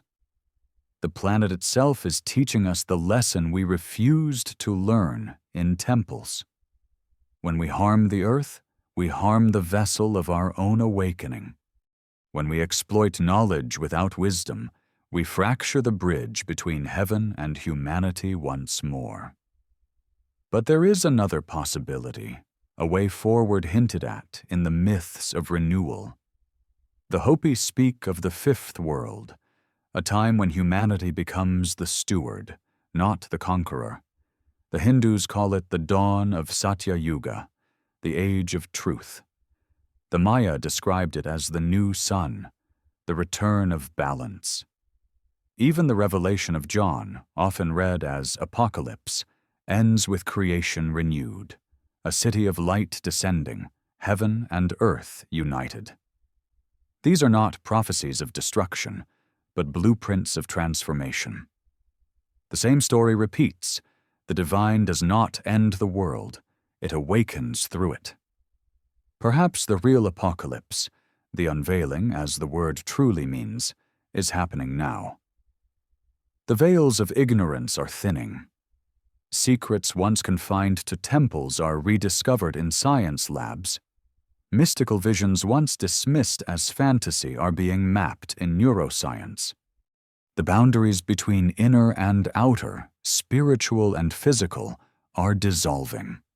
Humanity is remembering that it never lost its divinity, only its awareness of it. The so-called return of the gods may not come from the sky, but from within. The divine presence we long for may emerge when enough of us remember that the light we seek has always been ours. Still, remembrance is not enough. It must be lived. The ancients knew that truth without embodiment was illusion. They trained initiates not only to understand cosmic law, but to become it, to live in alignment with the pulse of creation. This is the forgotten art of living as priest and scientist simultaneously, to think with the mind and feel with the soul, to blend precision with reverence. Every human being was meant to be a bridge between reason and intuition, matter and spirit, the finite and the infinite. When both halves of our nature sing in harmony, the universe listens. Our myths tell us this harmony was once our natural state. In Eden, there was no conflict between knowing and being. The serpent was not enemy, but catalyst, the spark that made awareness possible. The tragedy was not in gaining knowledge, but in losing unity. Every myth of exile, from Adam to Atlantis, is the same story told in different tongues. Consciousness awakening to itself, losing balance, and slowly finding it again. The long night of history has been the time required for that balance to mature. We are the children of both fall and ascent, beings born of limitation, but destined for remembrance. There is a paradox at the heart of our condition. We are finite expressions of an infinite source. To live fully, we must honor both. The ancients represented this through dual symbols, the cross, the yin and yang, the caduceus. The horizontal line represents manifestation, the vertical ascent. The intersection is the point of awakening, where spirit meets matter. Humanity lives at that intersection. Every act of kindness, every insight, every creative gesture is an echo of the original harmony. When enough echoes align, the resonance returns, the music of the spheres, the song of creation through human voice. You can sense that resonance rising again. Across the world, people are waking from the hypnosis of separation. Scientists speak of consciousness as fundamental. Philosophers rediscover the sacred. Artists translate ancient geometry into digital form. Even our machines, for all their coldness, mirror our yearning to connect. The web we've built is not unlike the web of life the ancients described, vast, invisible, pulsating with information and meaning. It could enslave us through distraction, or it could free us through connection. The outcome depends not on the tool, but the consciousness that wields it. If history teaches anything, it is that creation and destruction are inseparable. Every birth is a death of something older. Every revelation costs the innocence that preceded it. The ancients faced that truth with ritual, acknowledging death as part of life. We avoid it, deny it, sanitize it.